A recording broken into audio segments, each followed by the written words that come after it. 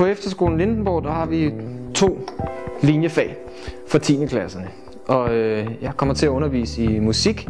Det med at sidde og spille sammen med andre, der også godt kan finde ud af at spille musik, det var også noget lidt nyere for mig. Fordi jeg har bare været vant til at sidde og spille for mig selv. Men det har helt klart været en virkelig fed oplevelse. På det linjefag, der har man mulighed for at blive rigtig dygtig på et instrument eller på sang, hvis man har interesse i det. Vi har et musiklokale, og vi har musical, og vi har teatersport som valgfag for eksempel. Så hvis man kunne tænke sig at blive dygtig, så har man mulighed for det her. Og man har mulighed for at få eneundervisning, enten i et instrument eller i sang.